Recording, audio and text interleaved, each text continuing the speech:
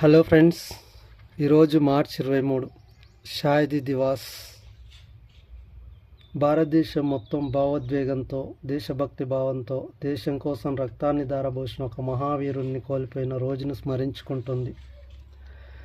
23 సంవత్సరాల వయసులో ఇంక్విలాబాద్ జిందాబాద్ అంటూ ఉరికంబానికి వేలాడిన భగత్ సింగ్ని కోల్పోయిన ఈ దినమే మార్చ్ 23 షాహిదీ దివాస్. దేశం కోసం ప్రాణాలు అర్పించిన వీరులను స్మరించుకునే ఈ దినమే షాహిదీ దివాస్. ఈ షాహిదీ దివాస్న ఎందుకు జరుపుకుంటున్నాం? భగత్ సింగ్ అంటే ఎవరు, ఆయన పర్సనల్ బయోగ్రఫీ ఏంటి, ఆయన రాసిన బుక్స్ ఏంటి, ఆయన నడిపిన సంస్థలు ఏంటి, ఆయనతో సంబంధం ఉన్న ఇష్యూస్ ఏంటి అనేది మనం ఎగ్జామ్ ఓరియంటల్లో డిస్కస్ చేద్దాము. ఇప్పుడు నేను ఎక్స్ప్లెయిన్ చేస్తాను. భగత్ సింగ్ 1907 సెప్టెంబర్ 21న జన్మించాడు. 1931 మార్చి 23వ తేదీన లాహోర్ జైల్లో ఉరి తీయబడ్డాడు. అయితే స్వతంత్రం వచ్చినప్పటి నుంచి నేటి వరకు కూడా ఈ షాహిదీ దివాస్ని మార్చి 23న జరుపుకోవడం జరుగుతుంది. నేటికి ఈ షాహిదీ దివాస్ అంటే 1931 మార్చి 23న భగత్ సింగ్ ఉరికంబానికి ఉరితాడికి వేలాడి ఉరి తీయబడి నేటికి సరిగ్గా 95 సంవత్సరాలు. మరి భగత్ సింగ్కి ఈ రెవల్యూషన్, ఈ ఉద్యమం సైడ్ రావాలని అనిపించిన ఒక సంఘటన జలియన్ వాలాబాగ్. ఆ జలియన్ వాలాబాగ్ 1919లో సంభవించింది, రావడం జరిగింది. ఇది జలియన్ వాలాబాగ్ గురించి మరొక సందర్భంలో చర్చించుకుందాం. ఈయనతో సంబంధం ఉన్న మరొకటి Sanders murder case, central assembly bomb 1928. ఈ సెంట్రల్ అసెంబ్లీ మీద బాంబ్ వేసిన సందర్భంలోనే ఇంక్విలాబ్ జిందాబాద్ అనే స్లోగన్ ఇవ్వడం జరిగింది.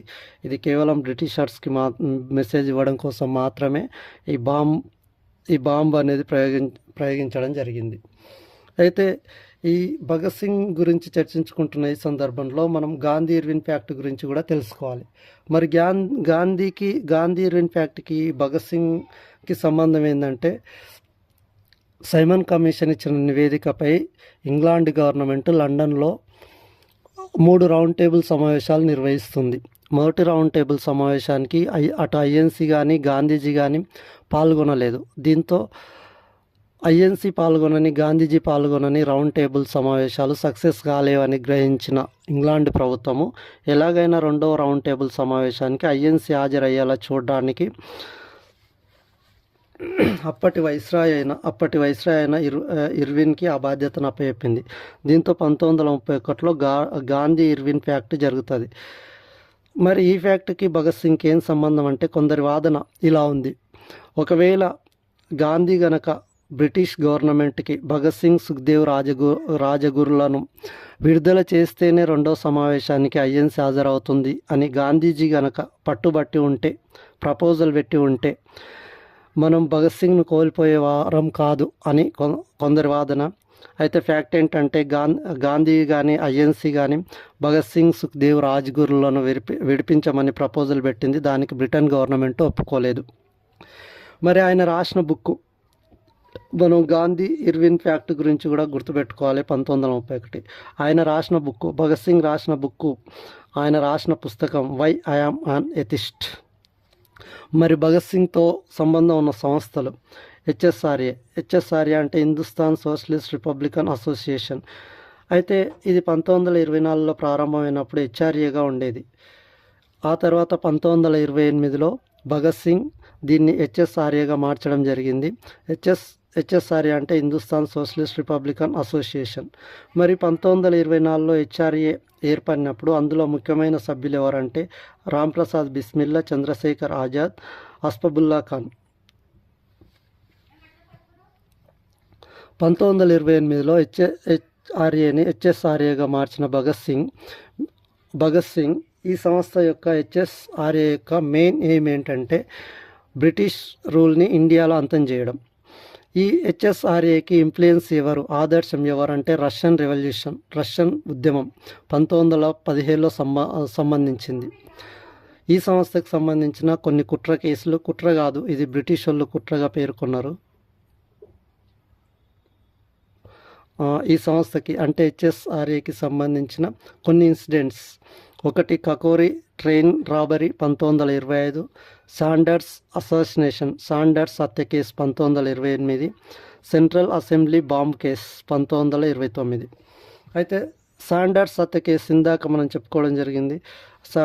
లాలా లజపతి రాయ్ చావుకు కారణంగా శాండర్స్ను హత్య చేయడం జరిగింది 1928 సంవత్సరంలో. Central bomb case central assembly bomb case 1929.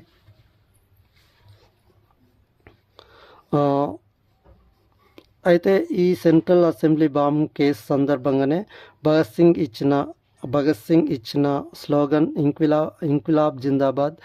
ఇంక్విలాబ్ అంటే ఉద్యమం వర్ధిల్లాలి, మార్పు వర్ధిల్లాలి అని అర్థం వస్తుంది. మరి ఈ హెచ్ఎస్ఆర్ఏకి చెందిన వీరులు ఎవరు? హెచ్ఎస్ఆర్ఏలో కీ రోల్ పోషించినది ఎవరు అంటే భగత్ సింగ్. ఇతన్ని మార్చి 23, 1931